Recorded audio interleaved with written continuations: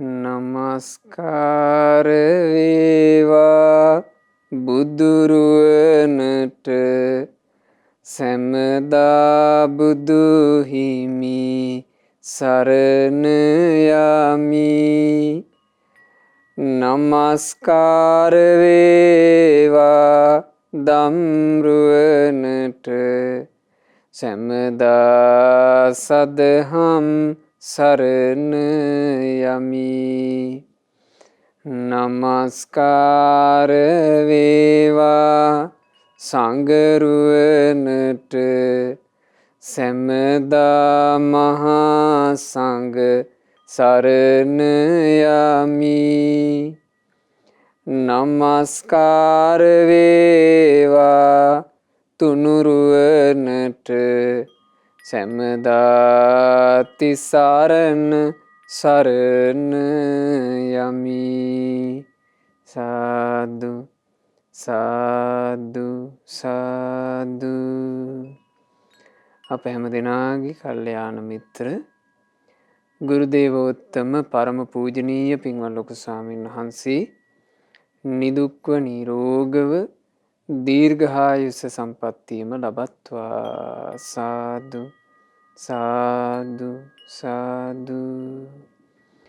පූජනීය ගරුතර මහා සංඝරත්නයන් අවසරයි.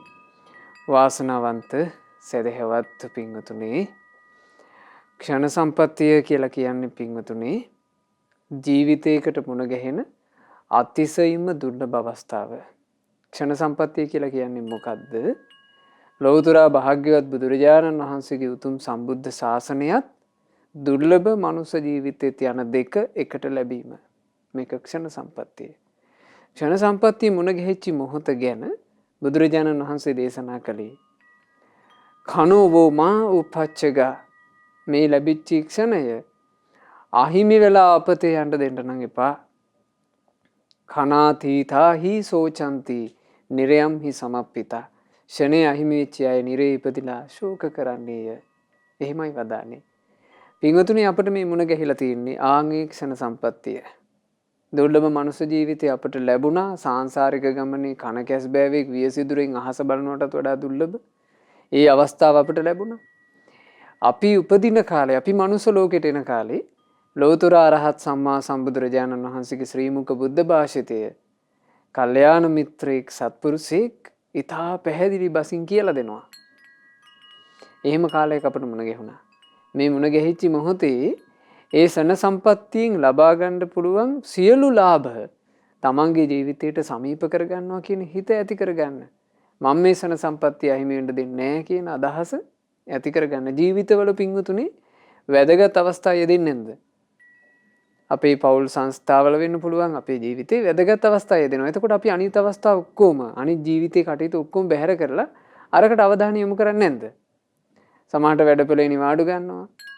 අනිකුත් යන්න තියෙන ගමන් බිමන් ආදී තියෙනවා නම් ඒව නවත්තනවා.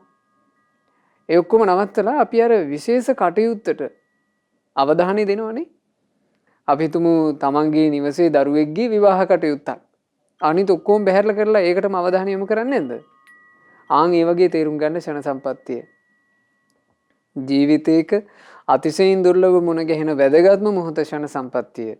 ඒකෙන් ඵල ප්‍රයෝජනෙ ගැනීම පළවෙනි කාරණේ බවට පත් කරගෙනයි අපි ජීවිත ගොඩනගා ගන්නට උත්සුක විය යුත්තේ. ඉතින් ඒ අදහස හිත්හිලාගෙන අපි අද ධර්මයේ ශ්‍රවණය කරමු. අද දේශනාවට දායකත්ව දරන්නේ පින්වත් ඊ ඩේසීද සිල්වා මහත්මිය විසිනුයි.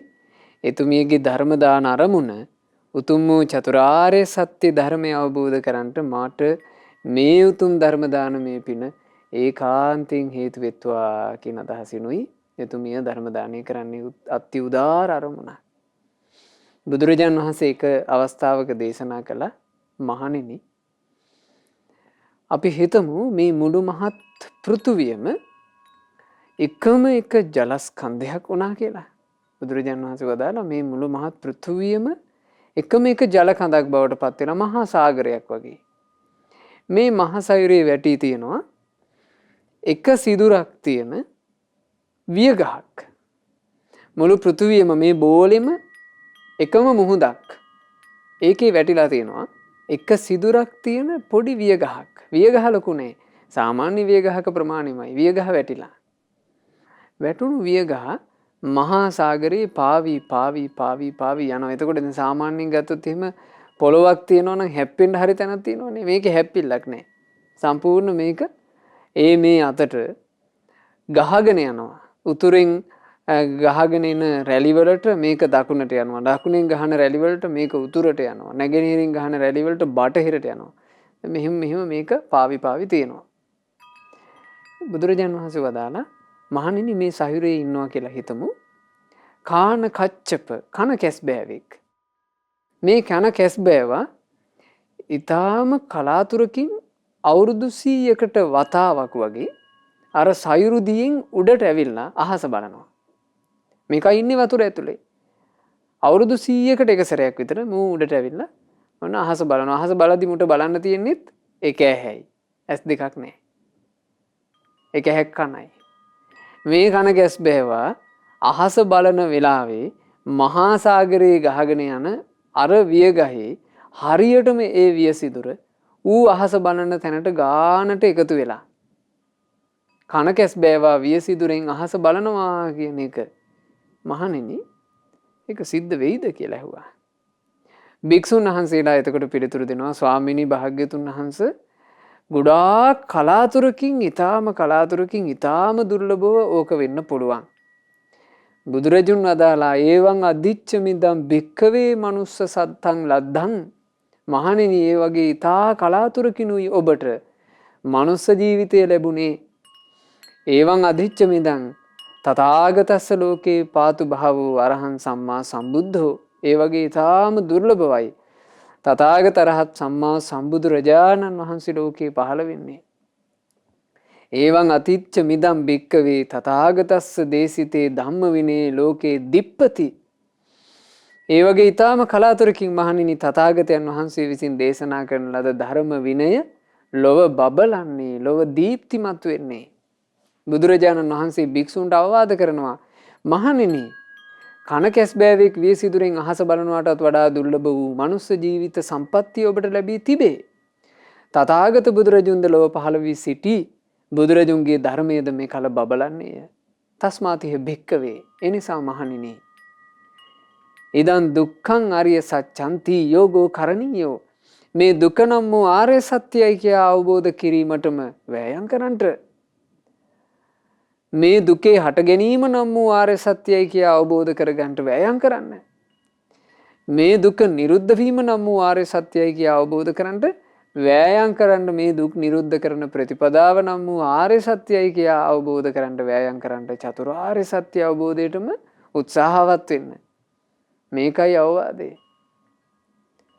මේක තමයි අනුශාසනාව බුදු කෙනෙක්ගේ. ඉතින් අද සතුටු වෙන්න ධර්ම දානය කරන්නේ මෑණියන් තමන් මේ ධර්ම දානය කියන අග්‍ර දානය සිද්ධ කරන්නේ බුදුරජාණන් වහන්සේගේ අවවාද අනුශාසනාව වූ චතුරාර්ය සත්‍ය ධර්මය අවබෝධයේ පතා. පින්වතුනි චතුරාර්ය සත්‍ය අවබෝධයේ කැමති කෙනෙක් ක්ෂණ සම්පත්තිය ලැබිච්ච මොහොතේ ඒ ක්ෂණ සම්පත්තිය තුල තමන්ට ලබා ගන්න තියෙන සියලු අවස්ථා උදා කර ගන්න ඕන. ඒ අවස්ථා කියලා කියන්නේ මොකද්ද? බුදුරජාණන් වහන්සේ ගුණ දැනගෙන සරණ යෑම එක් අවස්ථාවකි. ධර්මයේ ගුණ දැනගෙන සරණ යෑම තව අවස්ථාවකි. සංගරුවනේ ගුණ දැනගෙන සරණ යෑම තව අවස්ථාවකි. ඊළඟට මනාකොට සීලය හඳුනාගෙන සිල්වත් වීම තව අවස්ථාවකි. පින්කෙත හඳුනාගෙන දම් පිදීම තව අවස්ථාවකි. ගුණවතුන්ගේ ගුණ හඳුනාගෙන අපෝපස්ථාන කිරීම තව අවස්ථාවකි. චිත්ත දමනයේ යෙදී භාවනා කිරීම තව අවස්ථාවකි. ඒ වගේම තවත් අවස්ථා තිබේ. මොනවාද? මහා බෝධීන් වහන්සේ වන්දනා කරමින් පින පුරා ගැනීම තව අවස්ථාවකි. මහා සෑරජුන් වැඳ වැඳ පින් පුරා ගැනීම තව අවස්ථාවකි. ධාතුන් වහන්සේලා වන්දනා කර කර ධාතුන් වහන්සේලාට ගරු සත්කාර දක්වා පින් පුරා ගැනීම තව අවස්ථාවකි. මෙව්වා උදා වෙලා තියෙනවා මේ කාලේ. මේ උදා වූ අවස්ථාව වෙනසී යනවා පින්වතුනි. හිතා ගන්න බැරි විදිහට දැන් ඉස්සර අපි දඹදිවට ගිහිල්ලා නිවි හැනහිල්ලේ දඹදිව වන්දනා චාරිකා කරලා දඹදිව භාග්‍යතුන් වහන්සේගේ උතුම් ජාත චේතිය, බෝධි චේතිය, ධම්ම චේතිය, නිබ්බාන චේතිය දැක දැක වන්දනා කළා. දැන් මේ අවස්ථාව වෙහි ගියේ නැද්ද කාලයකට? කාලයකට වැහි ගියා. අවස්ථා හිමි වෙනවා. හැමදම තියෙන්නේ. තියෙන අවස්ථාවේ ඒකේ පළ ප්‍රයෝජනෙ ගන්න ඕන. දැන් ওই කාලයක් තිබ්බේ නැද්ද? මේ අනුරාධපුරයේ මහබෝධීන් වහන්සේ සෑරජානන් වහන්සේ බයක් හැකක් නැතුව වන්දනා කරගන්න බැරි කාලයක් තිබ්බේ නැද්ද? බෝධීන් වහන්සේ ළඟත් මේ ම්ලේච්ඡ ත්‍රස්තවාදියෝ මිනිමරපු කාලයක් තිබ්බේ නැද්ද? මහා ජනකායකට ඒක රාශී වෙලා සැනසille වන්දනාමාන කරන්න තියෙන අවස්ථා අහිමි වූ ඒ අහිමිවීම කියන එක දැන් මේ කාලෙත් උනානේ. දැන් ඔන්න 30 වසරක යුද්ධෙන් කුටි කන කාලේ වන්දනා කරගන්න බැරුව හිටියා. ඒක යාම් පමණකට සංසිඳිලා ගියාට පස්සේ අපි වන්දනාමාන කරන්න පටන් ගත්තා. ඊ ඇස්සේ ඕන්න කාලේ යනකොට මෙන්න පාස්කු ප්‍රහාරය කියලා එකක් පටන්ගෙන ආයේ බිහිති ඇති කළා නේද? අහිමි වෙන අවස්ථා හැමදාම ලැබෙන්නේ. හැබැයි ලැබෙන අවස්ථාවේ දක්ෂයා පින පුරා ගන්නවා. දක්ෂයා පින පුරා ගන්නවා. දක්ෂයාට මේ පින කියන එක පේන්නේ හරියට හොඳ මේ නිර්මාණශීලී දක්ෂ මල්කාරයෙකුට ලස්සන මල් පේනවා වගේ කියනවා. මලක ලක්ෂණ දකින්න මලේ වටිනාකම අඳුන ගන්න එපා. හැමෝටම මල් ලස්සනට පේන්නේ. මලෙන් ඵල ප්‍රයෝජන තියෙන කෙනාට මල් ලස්සනට පේනවනේ. ওই මල් වලින් මේ ගෙතින් කරන මිනිස්සු බලන්න දැන් අදටත් ඒවා තියෙනවනේ. මල් වලින් ලස්සන මාල ගොතන මිනිස්සු සමහරවිට මේ මල දැක්කම අපිට හිතෙනවා මේ වගේ මලකින් පුළුවන් ද මෙච්චර ලස්සන එකක් කරන්න. එහෙම හිතෙනවා. හැබැයි මේ මිනිස්සයා මේ මල දකින්නකොට දන්නවා මේකෙන් මෙහෙම එකක් කරයි කියලා. නිර්මාණශීලී. පිනත් ඔය වගේ. පින කරන කෙනා පින අඳුනගන්නෙත් ඔය වගේ යථාපි පුප්පරා සිම්හා කෛරා මාලා ගුණේ බහුම්. දක්ෂ මල්කාරයෙක් ලස්සන මල් හොයාගෙන ගිහිල්ලා මල තෝරාගෙන මල නෙලා ගන්නාසේ. ඒවන් ජාතේන මච්චේන කත්තබ්බං කුසලං ගහම්. මනුස්ස ලෝකේ උපන්න සන සම්පත්තිය ලැබූ මිනිසයා පුළුවන් තරම් පින් කරගන්න කිව්වා. පින කරගන්න දක්ෂ වෙන්න ඕන. රැය වඳිද්දි පිනම නෙලා ගන්න ඕන. බෝධිය වඳිද්දි පිනම නෙලා ගන්න ඕන. මට මතකයි අපේ ඇතැම් ස්වාමීන් වහන්සේලා හරි පුදුම සහගතයි සෑරජානන් වහන්සේ බෝධීන් වහන්සේ වන්දනමාන කරලා තියෙන විදි. එක එක ආකාරයෙන් හිතලා සෑයට උපස්ථාන දක්වලා එක එක ආකාරයෙන් හිතලා බෝධීන් වහන්සේට උපස්ථාන දක්වලා මේ උතුම් දහම් පොත්වල තියෙන පිළිවෙලවල් මුල් කරගෙන සෑරජානන් වහන්සේ උදෙසා ගෞරව සම්මාන දක්වලා ඒකෙන් පින පුරාගෙන එහෙම තියෙනවා. ඇතැන් උපාසක උපාසිකාවොත් එහෙම පින් පුරා ගන්නවා. දැන් අපි ගත්තොත් එහෙම කෙනෙකුට මේ ලංකා භූමියේ පාරේ තොටේ යනකොට අපි හිතමු වාහනයක නැගී යනවා කියලා. කොයි තරම් බෝපත් ලෙලදෙන බෝධීන් වහන්සේලා දකින්න ලැබෙනවද? වන්දනා කරගන්න බැයිද? හිත පහන් කරගන්න අවස්ථාව තිබේ. පාරේ තොටේ යනකොට පින්වතුනි කොයි තරම්නම් බුදුරජුන් උදෙසා කෙරවුණු සෑරජාන් වහන්සේලා දකින්න ලැබෙයිද? පින් පුරා ගන්න බැයිද? වන්දනාමාන කරලා ගරුදස්සරු දක්වලා අවස්ථා තිබේ. අඩු ගානේ දෑත් එකතු කරලා වඳින්න පුළුවන්. අපි හිතමු බහැලා කරලා කරගන්න බැරි වුණා දෑත් එකතු කරලා වැඳලා පින් කරගන්න පුළුවන්. අවස්ථා හිමි කරගන්න එපා. හොඳට පින් කරගන්න ඕන. පින කරගන්න එක යහපත රැස් කරගන්න එක කොච්චර වටිනවද? ඒක හොඳට තේරෙනවා මේ සිදුවීමෙන්.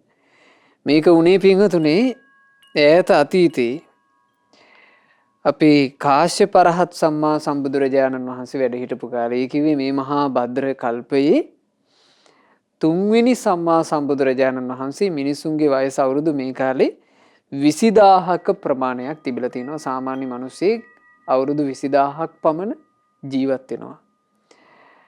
ඒ කාලේ බරණැස් නුවර දක්ෂ වෙලෙන්දෙක් හිටියා. මොහු ඈත පිටිසර පැත්තකට ගිහිල්ලා සඳුන් අරටු අරගෙන ඉන්න කල්පනා කළා බිස්නස් එකට ව්‍යාපාරෙට. ඉතින් ගල් 500ක බොහෝ ධනය පුරවාගෙන ඔහු පිටත් වුණා පිටිසර ගමකට. ඒ ගම ගැන ආරංචියක් තිබුණා ඔහුට. ඒ ගමේ වනාන්තරේ හොඳට හඳුන් තියනවා කියලා. ඒ ගමේ නැවතුණා. නැවතිලා මේ ගමේ මිනිසුන්ගෙන් කතා බහ කරලා මෙන්න මෙහෙම කාරණයක් දැනගත්තා. මොකද්ද? මේ ගමේ කඳු කැලෑබැදවල නිතර සැරිසරන කවුරු හරි ඉන්නවද කියලා. අර කැලෑවල ඇවිදලා නිතර කැලෑ තුල ගමන් කරන කවුරු හරි ඉන්නවද? දැනගන්න ලැබුණා එහෙම කෙනෙක් ගැන. එතකොට ඔහු ඒ පුද්ගලයාගේ නිවසට ගියා. නිවසට ගිහින් දැන ඇඳුනුම්කමක් හදාගත්තා. ටික කාලයක් දැන ඇඳුනුම්කමින් වාසය කරනකොට මේ දෙන්න ගජ මිත්‍රයෝ බවට පත් වුණා. දවසක් සතුටු කාල මේ සාමිචියේ යෙදමින් හවස් කාලේ ගත කරනකොට මේ වෙලෙන්දා ව්‍යාපාරිකයා අර කැලේ සැරිසරන මිනිසයාගෙන් ඇහුවා, මිත්‍රයා, මේ වනාන්තරයේ ඔබ නිතර කඳු වලලු වල සැරිසරනකොට හැසිරෙද්දී ඔබ මොනවද වැඩිපුරම දැක්ක ගස් මොනවා හරි වටින දේ තියනවද කියලා ඇහුවා මේ කැලේ. එතකොට දැන් අර හිතවත්කමනේ කිව්වා, මිත්‍රයා කියලා වැඩක් නෑ, මේ කැලේ ගැන නම් බැලූ අත තනි රතු පාට අරතු ඇති රත් හඳුන් ගස්මයි තියෙන්නේ. හොද්දට වැඩිලා තියෙනවා කිව්වා රත් හඳුන්. එතකොට මේ කාරණේ දැනගෙන ඔහු රත් හඳුන් බිස්නස් එක පටන් ගන්න කල්පනා කළා. ඉතින් වෙලෙන්දාගේ උපාය සම්පූර්ණයෙන් සාර්ථක වුණා. ඒ භූමි භාගයේ ඔහු රාජ්‍ය අවසරයේ සහිතව අරගෙන රත් හඳුන් කපන්න පටන් ගත්තා. කපලා සෑහෙන රත් හඳුන් තමන්ගේ ගැල්වල පුරවාගෙන බොහොම සාර්ථකව ව්‍යාපාරේ පටන් ගත්තා. දැන් ඉතින් මේ දෙන්න හොඳ ධනවත් සල්ලි උපයන හොඳ ව්‍යාපාරික මිත්‍රයෝ. දෙන්නාගේ නිවෙස් වලට කලින් කරට එනවා යනවා. මෙහිම කටයුතු සිද්ධ වුණා. දවසක් මේ රත්හඳුන් වනයේ තියෙන ගම් ප්‍රදේශයේ ඉන්න මිත්‍රයා බරණැස ඉන්න තමන්ගේ ව්‍යාපාරික මිත්‍රයාව මුණ ගැහෙන්න ගියා.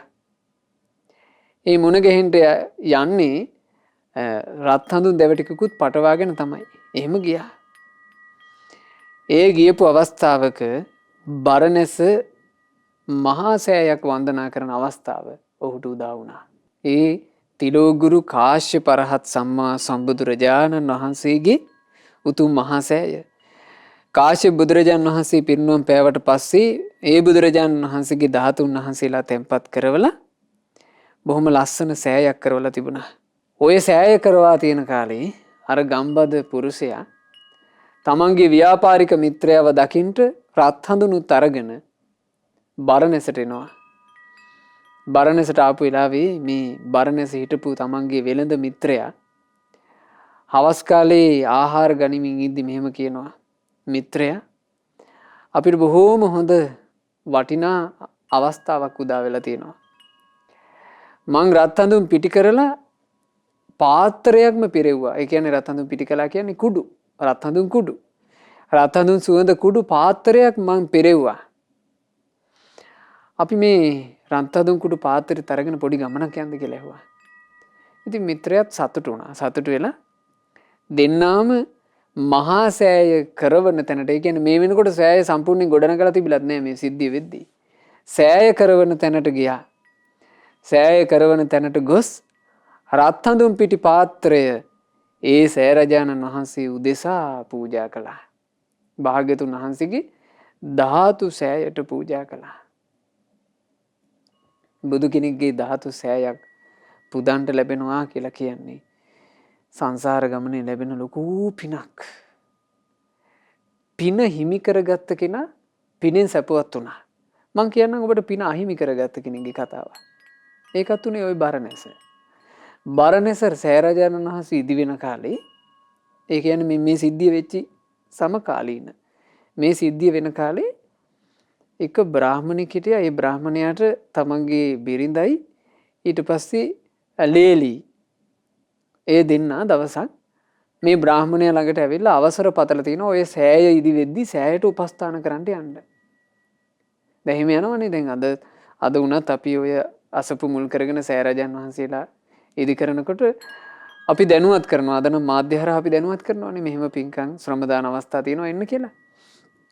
දැන් මේ කාලේ වෙනකොට මේ අපේ මේ ලංකා භූමියට ශ්‍රී සද්ධර්ම දායාදේ ලබා දීපු අපේ අනුබුදු මිහිඳු මහරහතන් වහන්සේගේ ඒ උතුම් සෑය ගොඩ නැගෙන්නේ. දැන් සදහවත් පින්වතුන්ලා කොතිකුත් යන්නේ නැද්ද? ගිහිල්ලා තමන්ගෙන් ශ්‍රම පූජා කොට උපස්ථාන දක්වලා පින් කරගන්නේ. ඒ වගේ තමයි. මිනිස්සු පින කරගන්නවානේ. මිනිස්සු පිනට කැමති මිනිසයා, පිනට දක්ෂ මිනිසයා පින කරගන්නවා. එතකොට අර කාන්තාව දෙන්න නිසා ඒ දෙන්න මේ මිනිසයාගෙන් ඇවිල්ලා ඇහුවා අපි සෑරජානන් වහන්සේ ඉදි වෙන එකට උපස්ථාන කරලා පිනක් කරගන්න යන්නද? මනුස්සයාට කේන්ති ගියා. මොකටද කියලා ඇහුවා. මේ භාග්‍යවතුන් වහන්සේගේ ධාතු සෑයනේ අපි උපස්ථාන කරලා පින් කරගන්න ඕනේ කියලා. උපස්ථාන කරනවා නම් සෑයට නෙවෙයි මට කරාපල්ලා කිව්වා. මේ මනුස්සයා. උපස්ථාන සෑයට ඕනේ නැහැ කිව්වා. සෑයෙන් උඹලට මොනවද ලැබුණේ කියලා ඇහුවා. මට කරාපල්ලා කිව්වා උපස්ථාන. යන්නේ කිව්වා ගෙයින් එළියට අඩියක් තියන්න එපා කිව්වා. සහනම් කළා. ඒ අය සුවඳ මල් ආදී ලැහැත්ති කරගෙන හිටියා සෑය වදින්න යන්න ඔක්කොම අසාර්ථක වුණා. මේ මිනිසයා දැඩි තීරණයක හිටියා යන්න දෙන්නේ නැහැ කියලා. සෑ රජුන් වදින අවස්ථාව වැළකුවා. අදත් එහෙම කරනවා ඇස්තෙන් අසත්පුරුෂ ගිහි පැවිදි අය. මිනිසුන්ට පින කරගන්න පින අනුමෝදන් වෙන ඒ අවස්ථාව කොහොම අහිමි කරනවා ලාමක වචන වලින්. ලාමක වචන කට තියනවාට කතා කරනවා කියලා අපි කියන්නේ. කතා කිරීමේ හැකියාව තියනවාට ඔහෙ කියවනවා.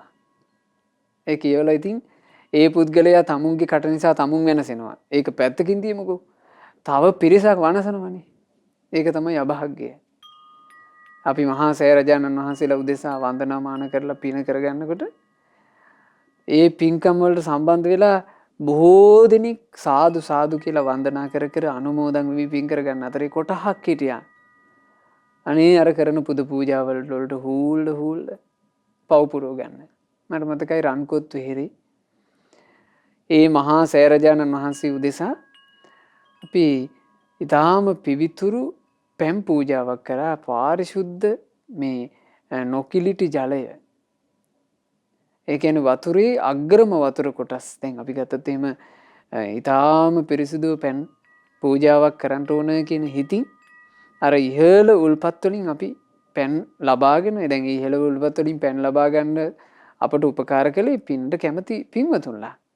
ඒ අය තමයි ගොඩාක් මහන්සි වෙලා ඒ පැන් ඉහළ උල්පත් වලින් කිලිටි වෙච්ච නැති උල්පත් වලින් ලබා ගත්තේ. ලබාගෙන ඒ උදෙසා වෙනම ඒ පැන් අරගෙන ඉන්න සුදුසු පහසුකම් හදලා ගොඩාක් කැප වුණා ඒ අය. එහෙම කැපවීමෙන් ඊළඟට ඒ පැන් පූජා කිරීම පිණිස ඉතාම ලස්සන සුන්දර මේ පැන් පාත්‍ර සකස් කරලා ඒවට ගොඩක් අය මහන්සි වුණා. ඉතින් එහෙමනේ පින්කම සිද්ධ වුණේ. ඊළඟට මණ්ඩප සකස් කරන්න වෙනම එහෙම ගොඩාක් කැප වුණා මේකට. කැප වෙලා කැපවීමෙන් පින කරගත්තා. දැන් කැප වෙන්න සම්බන්ධ වෙච්ච පිරිස කොහොමත් පින පුරා ගත්තා. ඇතැම් කෙනෙක් සහ සම්බන්ධ වෙලා පින පුරා ගත්තා. ඒ අය අර පැන් පූජාවට කිසිම ආකාරයකින් කැපුම් නැති වුණත් සහ සම්බන්ධ වෙලා පින කරගත්තා. ඇතැම් අයට සහ සම්බන්ධ වීමේ අවස්ථාවක් නැතුව ගියා. දැන් මේ විදේශගතව ඉන්නවා කියලා හිතුම් පින්වතුන්ලාට එන්න විදියක් නැහැ නේ. එතකොට ඒ පින්වතුන්ලා දක්ෂයෝ දුර ඉඳලා අනුමෝදන් වුණා සාදු කියලා. මෙහෙම පින කරගත්තා. මෙන්න කොටහක් පැත්තක ඉඳලා අර වතුර ඩිංගිත්තට හූල්. ඒ පූජා කරපු වතුර වලට හූල්. පැම් පූජාවට හූල්. ඒකෙන් මහා බරපතල පාප කර්මයක්. මෙවුවා මේ සුළු පාප කර්ම නෙමෙයි. බරපතල පාප කර්ම. දැන් අපි ගත්තොත් එහෙම යම් දරුවෙක් මව්ට සලකනවා නම් ඒ දරුවට බොහෝ පින් සිදු වෙනවා. යම් දරුවෙක් තමන්ගේ පියාට සලකනවා නම් බොහෝ පින් සිදු වෙනවා. සාමාන්‍ය මිනිස්සෙකුට සාමාන්‍ය කාන්තාවකට සලකනවා වගේ නෙමෙයි. මව් පුදන කෙනාට බොහෝ පින් සිදුවන්නේය, පියා පුදන කෙනාට බොහෝ පින් සිදුවන්නේය. ඒ වගේම අනිත් පැත්ත. මව්ට අකටයුතුකම් කළොත් බොහෝ පව් සිදුවන්නේය. පියාට අකටයුතුකම් කළොත් බොහෝ පව් සිදුවන්නේය. ඒ හේතුව මොකද්ද? පූජනීය බව. එතකොට මව්පියෝ වගේද මහා සෑයක් කියන්නේ. කොතරම් පූජනීයද? ඒ පූජනීය සෑය ගැන, ඒ සෑයට කරන පූජාවක් ගැන හිත අපහදව ගත්තොත් ඒ කෙනාට ඒක දිරවනවා කියන එක නක්. ඇත්තෙම මේ කරුණු කාරණා පින්වතුනි දහම් කතාවක් කරද්දී සිහිපත් කරන්නේ අනුකම්පාවට. මොකද අපි ධර්මයේ කියවනකොට ධර්මයේ ඉගෙන ගන්නකොට අපි කොතෙකුත් දැකලා තියෙනවා වැරදිච්ච අවස්ථා. වැරදිලා විඳෝන අවස්ථා. ඉතින් ඔබ කිසිවෙකුටවත් ඒ විඳවිල්ල උරුම වෙන්න එපා කියන අදහසින් මේ කියන්නේ. ඒ නිසා යම් කෙනෙක් මේ වැරදි දේවල් වලට යම් අයුරකින් හූමිටියකින් හරි සම්බන්ධ වුණා නම් සමා කරගන්න. තෙරුවන් සමා කරගෙන තමන්ගේ ජීවිතේ තමන් පිරිසුදු කරගන්න. අර සෑරජානන් වහන්සේගේ ගමන අර බ්‍රාහමණයා නැවැත්තුවා සෑරජානන් වහන්සේ වඳින්න යන ගමන. නවතින්නේ කිව්වා. හැබැයි ඒ දුවයි ලේලි මේ අම්මයි ලේලි දෙන්න කොහොම හරි පිරිසක් එක්ක එකතු වෙලා මේ ගමන ගියා. සෑයට උපස්ථාන කරගෙන පින කරගත්තා. අර මනුස්සයා පුපුර හිටියා. සෑරජාන් වහන්සේට පුදන එකටයි පුපුර හිටියේ. මිය ගියාට පස්සේ ඔහු උපදිනවා ප්‍රේත ආත්මික. මේ පෙරේතයා ඉන්නේ සෑයක් ඉදිරියේ. මේ පෙරේතයට කර්ම විපාක විදිහට කස අරගත්ත පිරිසක් මේ ශරීරේ පුපුරු ගැහෙන්න කසින් තලනවා. බලන්න සෑය ගැන හිතා පුපුර හිටපු මිනිහා පුපුර විඳවනවා සෑය පිණි. කර්ම විපාක සකස් වෙන විදිහ නම් හිතා ගන්න බෑ. ඊළඟට පිරිසක් ඔහුගේ කට තියුණු පිහිවලින් කපනවා. ඒ කට කපද්දි බලවත් වේදනා හරියට කෑ ගහ ගන්නවත් විදිහක් නැහැ. කට කැපිලා. කෙන්දිරි ගන්නවා. නාරද මහරහතන් වහන්සේ මේ ප්‍රේතයව දැකලා මේ ප්‍රේතයාට කිට්ටු වුණා.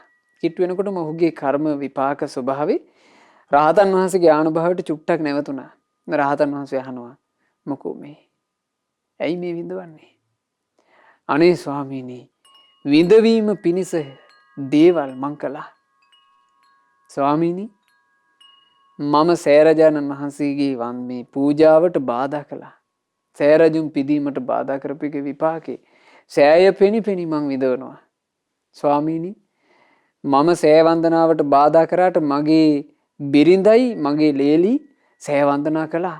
ස්වාමීනි මගේ දෑහැට පේනවා ඒ දෙන්නා දිව්‍ය යානාවල නැගී දිනපතා සෑය වඳින්න එනවා. මම විඳවනවා. ස්වාමීනි යලි වතාවක් මම මනුස්ස ලෝකෙක උපන්නොත් කරන්නේම සෑ වන්දනා. බලන්න. වැරදුනාට පස්සේ එහෙම කියනවා.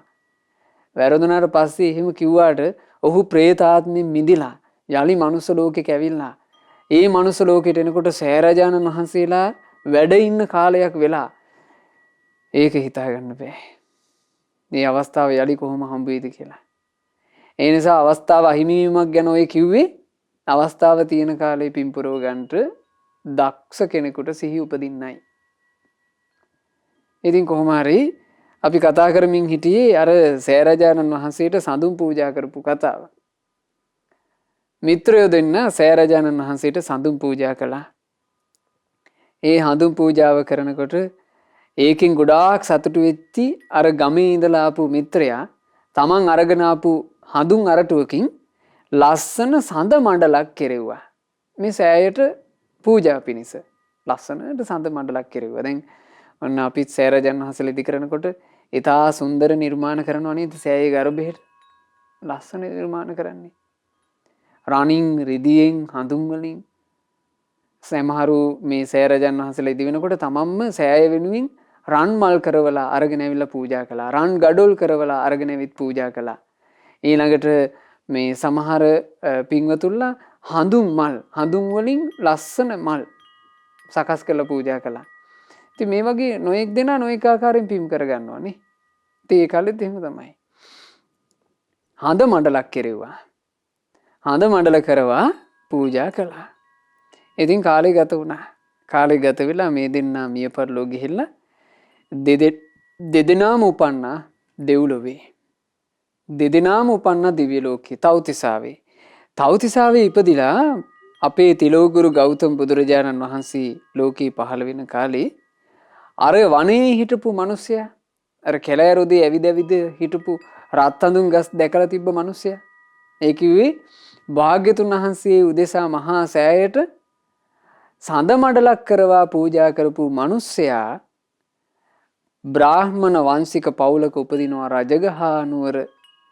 ඊටාම ධනවත් පවුලක ඔහු උපන්නා. මේ උපන්න සිඟිති පුතාට විශේෂත්වයක් තිබුණා. ඔහු හරිම ලස්සනයි. සාමාන්‍ය දරුවන්ට වඩා ගොඩාක් ලස්සනයි. ඔහුගේ ශරීරයෙන් පුදුම සුවඳක් විහිදෙනවා. ඊළඟට තව විශේෂයක් තිබුණා. ඔහුගේ නාභියෙන් හරියට මේ සඳ මණ්ඩලක් වගේ එළියක් විහිදෙනවා. ඔය සඳ මණ්ඩල කියලා කියන්නේ පින්වතුනි අහසේ පුරහඳ පායපු දවස්වල හොඳට බලා ගන්න පුළුවන්. පුරහඳ පායපු දවසට පුරහඳ වටේට තව එළියක් තියෙනවා. සඳ මණ්ඩල චන්ද්‍රකාන්තිය. ඒක අර හඳේ එළියෙන් සකස් වෙන එකක්. ගොඩක් වලාකුළු එහෙම තිබුණොත් එහෙම හරි පැහැදිලිව දකින්න පුළුවන් වලාකුළු වලට ඒ සටහන වැටලා තියෙනවා. හඳ මණ්ඩල කියන්නේ ඒකට. හඳ වටේට තියෙනවා ලස්සන සෞම්‍ය කහපාට හරි ලස්සන ආලෝකයක්.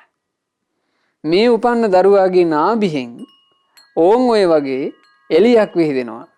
එළිය විහිදෙන හින්දාම මේ සිඟිත්තාට නම ලැබුණා චන්දාභ. මේ සඳ මණ්ඩලයේ ආලෝකයේ වැනි එළියක් තියෙන කෙනා චන්දාභ කියලා නමක් ලැබුණා. මේ චන්දාභ උපන්නේ බ්‍රාහ්මණ පවුල්වලනේ. බ්‍රාහ්මණයෝ හරි සන්තෝෂයටපත් වුණා. ඔය අන්නි තීර්ථක බ්‍රාහ්මණවරු බලන්ට ආවා.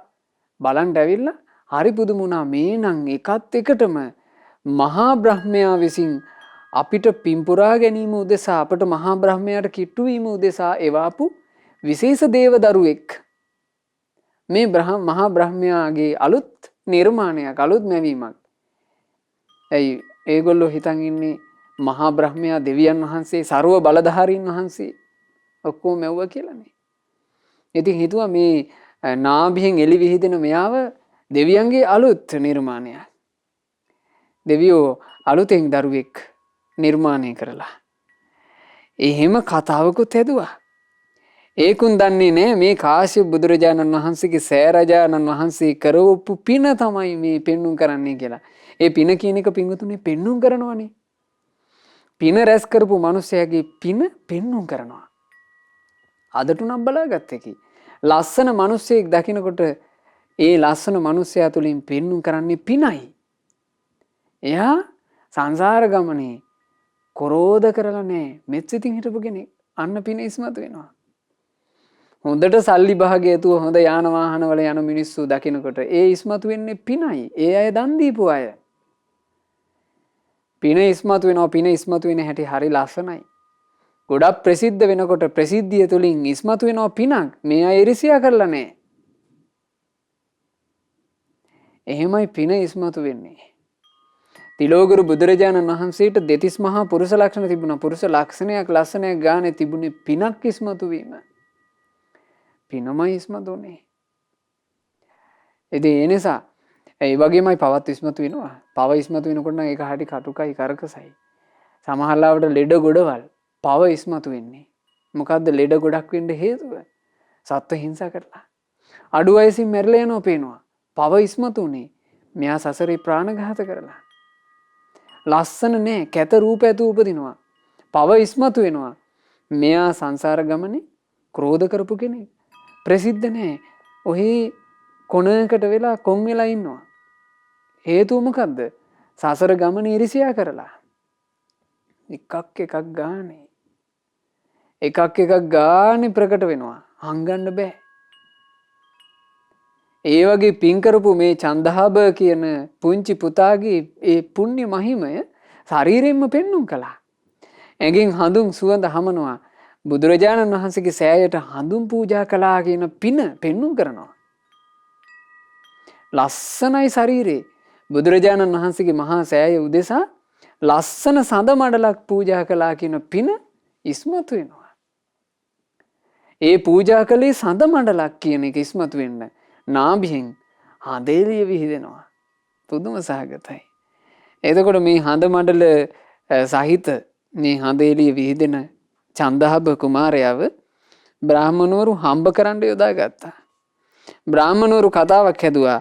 මේ බ්‍රාහ්මණ කුමාරයාව යම් කෙනෙක් ඇල්ලුවොත් එයාගේ තියෙන සියලු වතුර අන්තරා සියලු දොස් නැසී යනවා.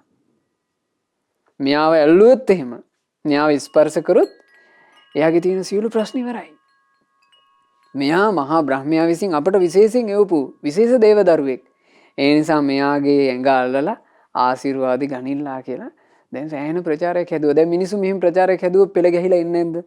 පෙළ ගැහිලා එනවනේ. දැන් ඔන්න වැඩි ඕනේ. දැන් සාමාන්‍යයෙන් මිනිස්සෙක් බැරි වෙලාවත් ටිකක් ඔළුව ලොකු වෙලා උපන්නොත් එහෙම දරු පැටියෙක් ඒ ඔළුව ලොකු වෙලා උපන්න දරු පැටියාට අපි කියන්නේ මොකද්ද? විකෘතියක් කියලානේ. අයියෝ විකෘතිය. විකෘති වෙලා යා කියලා කියනවා. නමුත් ඒ මිනිස්සුම ගිහිල්ලා අලි ඔළුවක් තියෙන කෙනෙකුට වඳින්නේ නැද්ද? වදිනවා. ගානක් නැහැ. තමන් මොකද්ද කරන්නේ කියලා වගේ වගක් නැහැ. ගෙදර ඉන්න මීයාට කතුර තියෙනවා. මේ කතුර තියලා මීයා මරනවා. හැබැයි දෙවියන්ගේ යානාව මීයාය කියලා මීයාට පුදනවා. පුදුමයි. සමහර දේවල් හොඳට පුළුල්ව හිතපුවම ඒ දේවල් වල තියෙන නිෂ්ඵල භාවය. ඒකයි. ඒ නිසා හොඳට පැහැදිලි කරගන්න සමහර අතරමං වෙන තැන් පින්වතුනි අපිට හිතා ගන්න බෑ. අපිම ගිහින් අතරමං වෙනවා කිසි තේරුමක් නැති තැන්වල. ඉතින් ඒ නිසා දැන් මේ මිනිස්සුත් එහෙම වුණා. මේ මිනිස්සුන්ට කතාව අහන්න ලැබුණා විතරයි මිනිස්සුත් පෙළ ගැහිලා ඉන්න පටන් ගත්තා. මේ චන්දහාබ කුමාරයාව අතින් ස්පර්ශ කරලා ආශිර්වාද ගන්න. එතකොට මේ කුමාරයාත් ඉතින් දැන් අනිත් කට්ටිය ගන්නලානේ තියෙන්නේ. සෙත් පතනවා. සෙත් පතනවා ඔබේ සියලු අතුරු ආන්තරාව දුරු වේවා කියලා. ඉතින් මිනිස්සු අනේ කොච්චර එකක්ද අනේ කොච්චර එකක්ද කියලා වැඳ වැඳ ඊළඟට ගොඩාක් පුද පූජා කර කර යනවා. සෑහෙන ධනෙ ලැබුණා. සෑහෙන දියුණු වෙලා ගියා මේ වැඩේ. එතකොට බ්‍රාහමණවරු කල්පනා කළා මෙයාව අපි ගමෙන් ගමට නගරෙන් නගරට අරගෙන යන්. තව උපයන්න පුළුවන්. ලස්සන කරත් ටික නංවාලා දැන් මේ කුමාරයාව ඒ තැනට අරගෙන යනවා. හැම නගරයකදීම මෙයාට සම්මාන ලැබුණා. ඔන්න සැවැත් නුවරට ආවා. සැවැත් නුවරට ඇවිල්ලා සැවැත් නුවරත් අර ප්‍රචාරක රථයක් ගියා. ප්‍රචාරක රථේ යනවා නාභියෙන් රැස් විහිදෙන මෙහෙම කෙනෙක් ඇවිත් සිටි. ඔහුගේ ශරීරයේ ස්පර්ශ කළ කල්හි ඔබට සෙත සැලසෙන්නේ. ඉතින් ඉක්මන් කරලා ඇවිදilla ස්පර්ශ කර ගන්නට කියලා දැන් ප්‍රචාරය ගියා. සැවැත් නුවර ඒ කාලේ 7 කෝටියක් ජනතාව හිටියා. හැබැයි එයින් 5 කෝටියක්ම මාර්ගඵලලාභී කවුරුත් ආවේ නැහැ. ගණන් ගන්නේ නැහැ. එහි අර වෙන තැන්වල තියෙන කලකෝලාහල මොකුත් ඇත්තේ නැහැ. හැබැයි මෙන්න හවස් කාලේ වෙනකොට මේ බ්‍රාහ්මණවරුන්ට පේනවා පොලිමට පිරිස සුවඳ මලුත් අරගෙන භාග්‍යතුන් වහන්සේ බැහැ දකින්න යනවා. පොලිමට එකම දිශාවකට ඇදෙනවා පේනවා. එතකොට මේ බ්‍රාහ්මණවරු අර චන්දාබ කුමාරයා අරගෙන ආපු අය ඇහුවා නුඹලා මේ කොහි යනවාද? කිව්වා බ්‍රාහ්මණවරුනි අපි භාග්‍යතුන් වහන්සේගෙන් බණ අහන්නයි යන්නේ. එතකොට මේ බ්‍රාහ්මණවරු කිව්වා අනේ අනේ ඔය බණක් අහගෙන ඉඳලා ඇති පළක් නැහැ. මේ අපේ චන්දහබ කුමාරයාව ස්පර්ශ කරන්නට දැකලා තියනවද මෙහෙම රස් විහිදෙන කෙනෙක්? ස්පර්ශ කරලා ආශිර්වාද ලබා ගන්නට. කිව්වා අපි ඔయిత වඩා බොහොම ආශිර්වාද දැකලා තිනවා. අපේ බුදුරජාන් වහන්සේගෙන් සම්බුද්ධ රශ්මි මාලා විහිදෙනවා පවා අපි දැකලා තිනවා. ඒ බුදුරජාන් වහන්සේගෙන් විහිදෙන බුද්ධ රශ්මි මාලාවට වඩා උන්වහන්සේගෙන් විහිදෙන ප්‍රඥා රශ්මියටයි අපි ආස. ඒකයි බණ අහන්නට යන්නේ. මිනිස්සු කියනවා. එතකොට මේ බ්‍රාහ්මණවරු අවසානයේ භාග්‍යතුන් වහන්සේ ළඟටම එන්න තීරණය කළා. පුදුමේ කියලා කියන්නේ භාග්‍යතුන් වහන්සේගේ ආනුභාවයට මේ චන්දහාබ කුමාරයා සැවැත් නුවර ජේතවනාරාමයට ඇතුල් වෙනකොටම අර එළිය නැතුව ගියා. අර විහිදෙමින් තිබුණානේ එළිය නැතුව ගියා. චන්දහාබ කුමාරයා තිගැස්සුණා. දැන් මේ වෙනකොට ඒ කුමාරයා සාමාන්‍යයෙන් ලොකුයි තරුණ වයසේ. අවුරුදු 15ක 16ක කුමාරයෙක්. හොඳට ත්‍රිවේද පරප්‍රාප්ත හොඳ දක්ෂයෙක්. අර එළිය නැතුව ගියා. එළුවේ නැතුව ගියපු ගමන් මේ චන්දාබ කුමාරයා හිතනවා එකත් එකටම මේ ශ්‍රමණ බවත් ගෞතම කියන මේ ශ්‍රමණයා අනිවාර්යෙන් දන්නව ඇති මන්තරයක්. මන්තරේ බලෙන් තමයි මගේ එළිය නැතුව ගියේ. දැන් මේ නැති වෙච්චි එළිය මම ආයෙ ගන්න ඕන. බුදුරජාණන් වහන්සේ ළඟට ගිහිල්ලා චන්දහබ කුමාරයා කතා කළා. බවත් ගෞතමයන් වහන්සේ ඔබ මේ සඳරැස් නැති කරන මන්ත්‍රය දන්නවා වගේ. එසේ බ්‍රාහ්මණ මම මන්ත්‍ර දන්නවා කිව්වා. මන්ත්‍ර නොදන්න කෙනෙක් නෙමෙයි කිව්වා.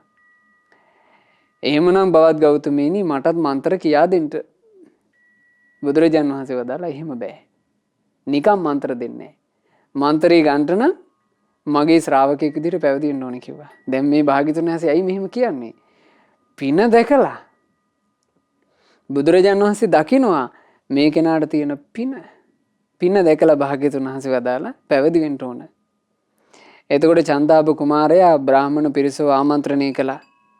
ආමන්ත්‍රණය කොට පිරිසට කිව්වා බවත්නි මන් දැන් මේ ශ්‍රමණ බවත් ගෞතමයන්ගේ ගෝලයෙක් වෙනවා. ගෝලයෙක් වෙලා අපි මේ නොදන්න මන්ත්‍ර ටිකත් මං ඉගෙන ගන්නවා. ඉගෙන ගත්තට පස්සේ අපිට මීටත් වඩා පුළුල්ව මේක කරගෙන යන්න පුළුවන්. ඒ නිසා මම මන්ත්‍ර ඉගෙනගෙන ටික කාලෙකින් ඉන්න. මට මන්ත්‍ර ඉගෙන ගන්නට නවතින්න අවස්ථාව දෙන්න. බ්‍රාහ්මණවරු කල්පනා කළා මේ කොල්ලා දක්ෂයා. මේ කොල්ලයා මෙතන ඉඳලා වැඩි කාලයක් යන්න කලින් ඉගෙන ගනි. නැවැත්තුවා. බුදුරජාණන් වහන්සේ මන්ත්‍රය විදිහට ඉගෙනුවේ කුමක්ද? බුදුරජාණන් වහන්සේ දෙතිස් කුණුප භාවනාව ඉගෙනුවා. ඉතින් දෙතිස් කුණුප භාවනාව මේ බ්‍රාහ්මණයා මේ බ්‍රාහ්මණ කුමාරයා දැන් භික්ෂුවක්.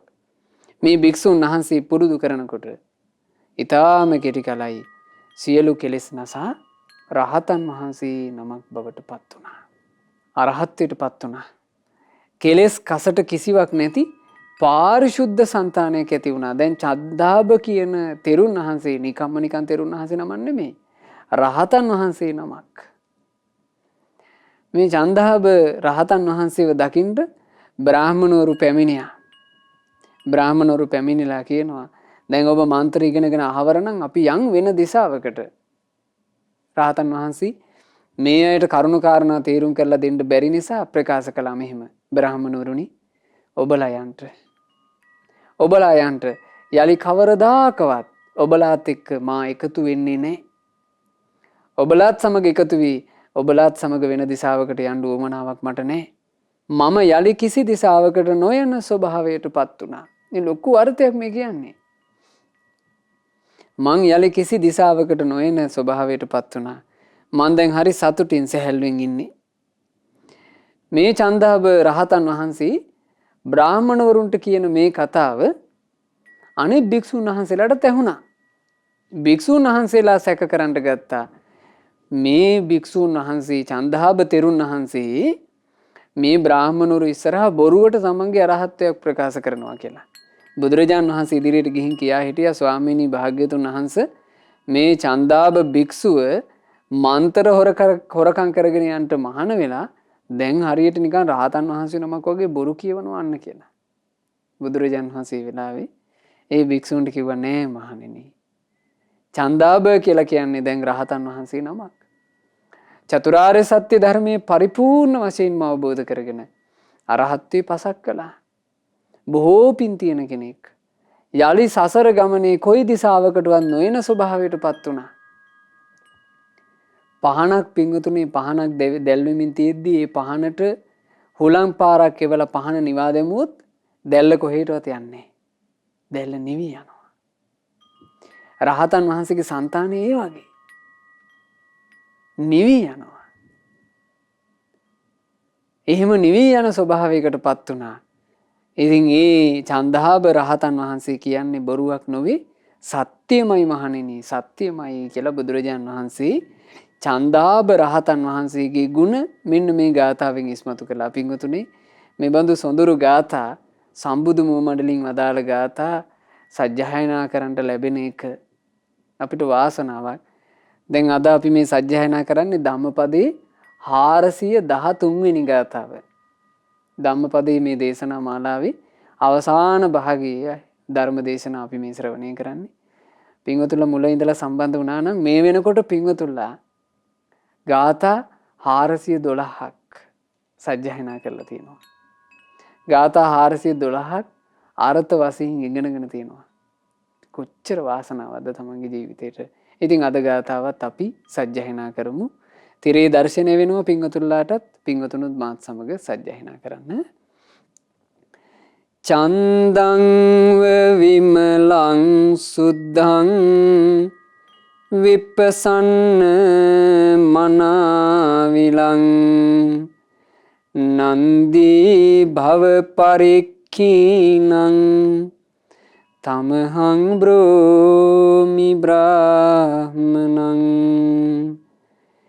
නිමලව පිරිසිදුව දිලෙන සඳ මඩලක් විලස තිබෙන කෙලෙස් වලින් නොම කැළඹෙන පහන් වූ සිතක් පවතින කිසි භවයක නොම පිහිටන හැම තණ්හා මුලින් සිඳින රහත් මුනි දුහට පවසමි සැබෑම බමුණෙකු විලසින.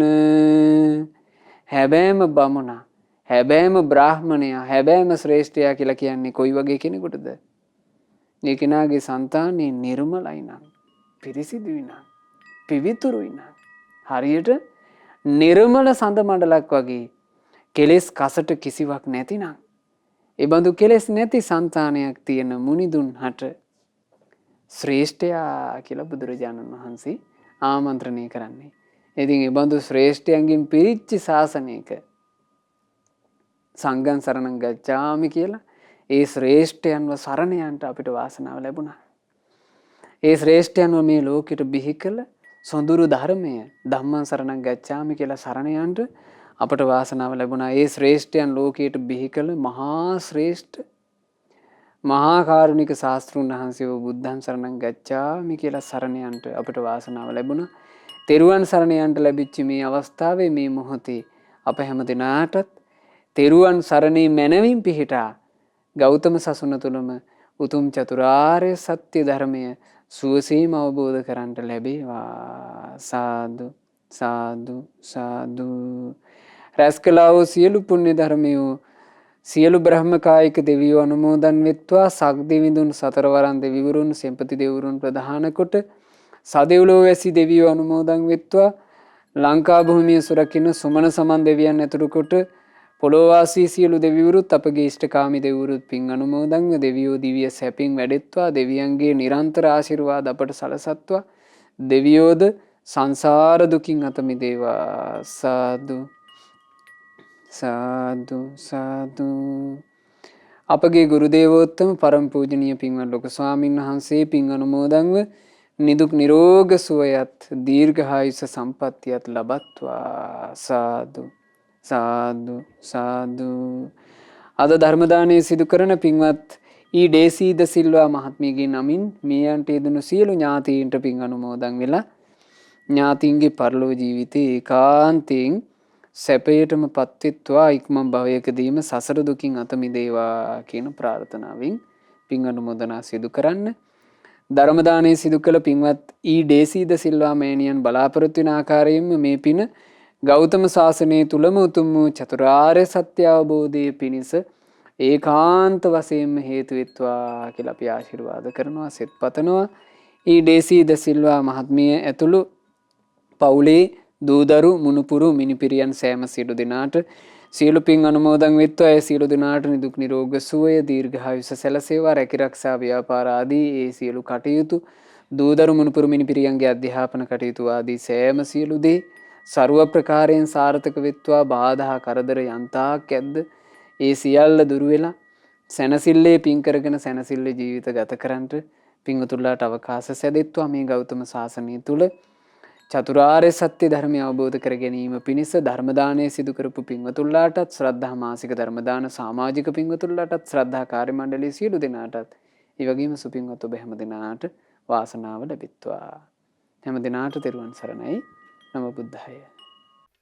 මෙවැනි වටිනා ධර්ම දේශනා ශ්‍රවණය කිරීමට ශ්‍රද්ධා ඩේලි YouTube චැනලය සබ්ස්ක්‍රයිබ් කරන්න.